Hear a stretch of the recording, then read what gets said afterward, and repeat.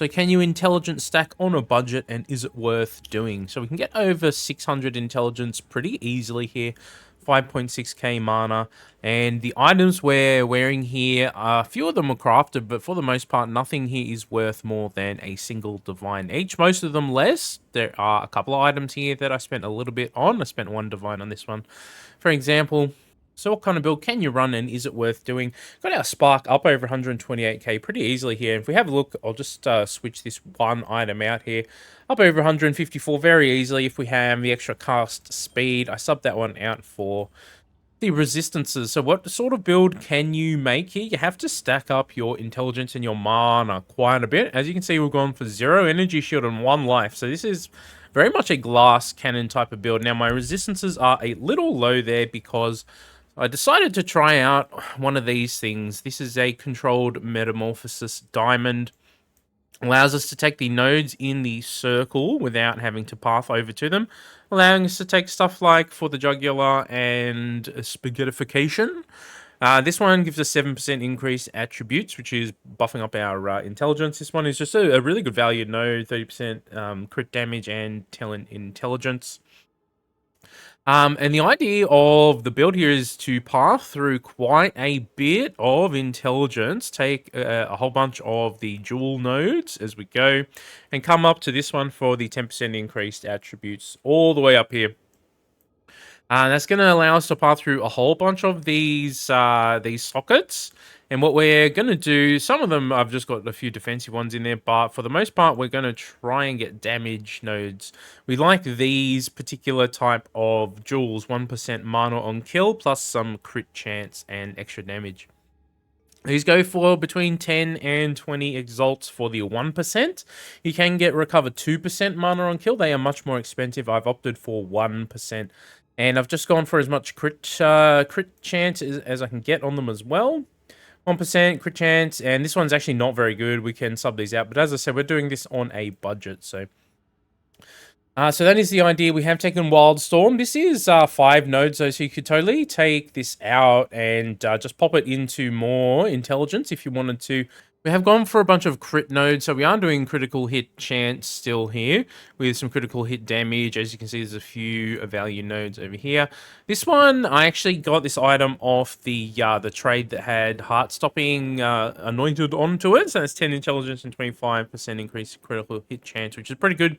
But we have pathed over here, so ideally we would like to take that one out and maybe even just put Wildstorm up there so we can save the rest of the points here. But we have gone in for some extra crit stuff, and we like the value nodes over here. Now, if we could get our hands on a controlled metamorphosis with the massive ring, does some really, really good work over here, but they are very expensive on the trade. So for now, we're just using one, and they give us a pretty big negative to elemental resistances too, which is one of the reasons our resistances are tanked there on the build. We can take this off and lose a few nodes, a few pretty good nodes here, but then we'd get our resistances back. So it's a bit of a trade-off there. Over here, we take the value node of Arcane Intensity because this thing is going to buff up our damage quite a bit per 100 maximum mana. We're going for Eldritch Battery, of course, with Chaos Inoculation. I have gone for a little bit of mana regeneration on some of these nodes because I think if we were able to get our mana up over maybe 8 to 9k, it wouldn't be as much of a problem. We would have through Arcane Surge, we'll probably have enough mana regeneration that it wouldn't be an issue, but at the moment, I think it's that this sort of budget value, I think it's really nice to have the extra regeneration, and it's going to keep us alive. Remember, because we're taking mind over matter, our mana pool is also our life pool. So this is actually going to be basically life and mana regen together for us. So they're actually pretty interesting nodes to tank. If you're able to stack up your mana and intelligence high enough, then Arcane Surge might just take over and and do the work for you. But for now, on a budget, I think it's worth speccing in a little bit. We're also taking some of the other value nodes, the percentage mana nodes. We would love to take this one as well. It's another 3%, but man, it's quite a few nodes to get over there. Maybe that is one that we can take through anointment or something as well. And then we're just taking, the intelligence percentage increase nodes as well. And then, we just path all the way over here. I've taken Lightning's Wildstorm because I like the more maximum damage. It's really nice. One of the other nodes over here that is really good to path to, it is also 5 nodes over here, is Lightning Rod. Lightning damage with non-critical hits is lucky. So basically rolls twice and uses the higher roll. So you're always just going to be having more damage overall. It is still a bit of RNG involved, but your overall damage does increase. And that's the passive tree. So we'll go over the gear. So this is probably the most expensive single item, I think, because you want to take increased attributes and increase maximum mana per socketed rune. Now, good news is a lot of people sell these with the 4 sockets already in them, so you can save a lot of money on the trade by picking up one of these. So we picked this one up for roughly 1 divine. It is one of the more expensive items on the build. This item, if you want best in slot version of this, it can cost, 40 divines or more. So we're going for the budget version. This is one of the other things that's providing quite a bit of extra power for what we're doing. I picked this one off the trade, and it had heart stopping allocated on there already, so I haven't replaced that yet. Rolled with the +3 level 2 projectile skill, so that's really, really nice for our spark. It rolled with Rarity, Lightning Res, maximum mana as a percentage. This is the other important thing. So we want the +3 levels of all projectile skills, and then 10% increased maximum mana. Then I've added the quality on there, which has increased that to 12. So we get the extra maximum mana out of this thing as well. So it's a very, very strong item, and this is where you want to spend some of your budget here as well. You can get this for under a divine, though. You don't need to go crazy. Now, the weapon, this is just the best one I have at the moment. It's a +4 to lightning spell skills. Increase cast speed, mana, regen, some lightning and spell damage, and extra damage. It's only a +4. You can get up to +5. The +5s are really expensive on the market. +4, you can get something for under a divine that is pretty decent. And it will have the +4, and you can get some cast speed and at least some extra damage. I could have a better mana roll on here as well. It's only a +28, which is not great. But this is the best thing that we're working with right now, and it does provide quite a bit of power, so it's pretty good. As I said, on a budget, you can get one of these at a +4 for, under a divine. Now, the rings are interesting. As I showed you just before, if I actually sub this ring in particular, it really boosts our DPS overall, and that is because it has the extra cast speed on there. I subbed this one in for the fire resistance, though, because we were really lacking the fire res on our build. And it has rarity and maximum mana and intelligence on there as well, so it's not bad. This one is a little stronger because the maximum mana is higher on there. And it's got the cast speed, so I do want to eventually re-equip that, but just because of our resistances where they are at the moment, this is one I've subbed in. The other one just has a bit of maximum mana and cast speed and lightning res with rarity. So we've gone for some extra damage stuff there as well. But these two are helping us with our resistances right now because they aren't exactly perfect because we use the controlled metamorphosis. So, we need a bit of love in there. Now, you would ideally like to use an ingenuity belt here. These regular belts don't really offer that much. I've got a bit of strength on here, so I can equip some higher strength tier items. But aside from that, it's just providing us a big chunk of maximum mana. That's the other reason I have this one equipped. A little bit of extra stun threshold, and that is alright, but we needed the fire res again, which is one reason I have it on. Again, ingenuity is going for, what, at least 4 divs each, so... and that's for a really bad roll, too. The really, really good ones can go for, well over 40, whatever divs, so... On a budget, you just want something that can synergize with your build in your belt slot here. As you can see, I actually do have maximum mana on 2 of these because we're lacking 2 soul cores at the moment, so we're just pumping them up with extra maximum mana. But in general, for the gloves and the boots, we're just going for as many good stats as we can. We'd like to have some extra rarity down here, but this one rolled with some pretty high resistances, and it gave us 30 movement speed with a good chunk of energy shield, which is why we have this one on. We could sub this out for something with more maximum mana. That would be really, really nice for our build. Again, this one isn't perfect, but gloves on the trade that have maximum mana above 100 are actually pretty expensive. So This is just one I crafted. I actually crafted this one a long time ago. It's level 65. I literally crafted it probably 100 hours ago in the game. It's just been one of those items that's been sitting there in my inventory. Just I really haven't come across anything that's better for our build.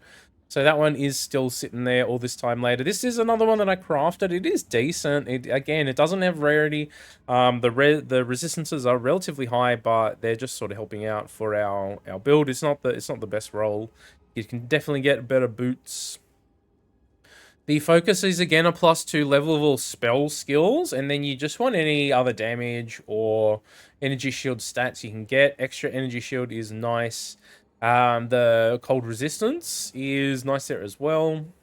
And now this helmet, I've just actually subbed it in recently because it rolled with high maximum mana and intelligence with the high resistances. It is an armor and energy shield combo piece though, so it's not actually best in slot for our build here. We would prefer something that is pure energy shield.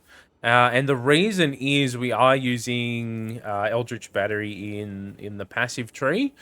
Because of that, we want as much base energy shield that we can get, so we can convert it into mana. So this one's only 129, so it could be more potent, but it rolled with some really good stats, so even though it's not best in slot for the build, it is still a relatively strong item, providing us with some good stats. And because it rolled with the rarity too, I wanted to pop it on, and it's sitting here in the build at the moment, providing us with a little bit of extra armor. 23%, as you can see, it's okay, which is not too bad. Because we have the controlled metamorphosis on, as you can see, my resistances took a hit. So it's a bit of a toss-up whether you really can afford to put this on your build. But none of the individual items here are I purchased for anything more than a single divine H. This one I crafted. This one I crafted. This one I crafted. I think we got this one off the market for less than a div. This one was 1 div. This one I think was maybe 80 or so X when I picked it up. This one was a bit expensive. This one was closer to a div. I can't remember exactly, but it was definitely 1 div or under. I think also one of these I crafted and one we picked up off the market, I think, from memory. And the belt is dirt cheap. The flasks and this is nothing special at all. In fact, I recommend probably putting maybe stun. I mean, freeze is okay to have on here as well, but stun is more annoying, I think, on the build overall. So at the end of the day, 611 intelligence, 5.6k mana. We are using our mana as our life pool. We have a bit of armor. Now, resistances aren't perfect because of the controlled metamorphosis. Again, you could take this out if you wanted to. So at the end of the day, we have a pretty interesting map clearing build here on the Spark Sorceress. It is in fact very, very powerful. Our DPS overall, this is actually quite a conservative number because my gear is just not perfect at all. With this sort of setup with some of the higher end uniques that are available in the game, you can get your DPS up over 500k. Doing this sort of thing. And don't forget, we have a bunch of healing through our jewels here. The recover 1% mana on kill is actually giving us our life back because our mana is acting as our life total. So we can just run around, spamming out our spark and just getting all of our mana back pretty much all the time. So it's pretty potent for map clear. Now, is it a boss melting sort of build? No. It's really not designed to be a bossing build. I think there are probably some other setups that you can achieve more safety while you're bossing with a more consistent DPS output on Spark here. On some of the other characters, yeah, you can do some one-shot, shenanigan sort of builds. But I think if you want to go on a budget of about 5 divines or less, this sort of build can be really, really potent for your end-game map clearing. 600 intelligence is a nice place to be. You can get this higher. You want to really aim for up over 1,000 on this sort of build. I'll just quickly show you. Something like this would potentially go with the build really, really well. Increase maximum mana regeneration rate. You cannot be chilled or frozen. As you can see, though, these things go for a lot of divine. So most players is probably out of your reach because these are kind of crummy rolls too, right? These are not even the good rolls that go for 100 plus divs each. So Think it's also worth playing some of these pinnacle bosses because they do have the potential to drop you some of the good stuff, and you don't have to go on the trade league and sort of search. I think eventually you're gonna probably want to farm some of them, but until you get to that point, this is a pretty interesting way to play in a Path of Exile 2 here on the Sorceress on a budget. So, guys, if you enjoyed that one, consider hitting like and subscribe. I'll catch you all in the next video. Hope you all have a fantastic, amazing day. Take it easy.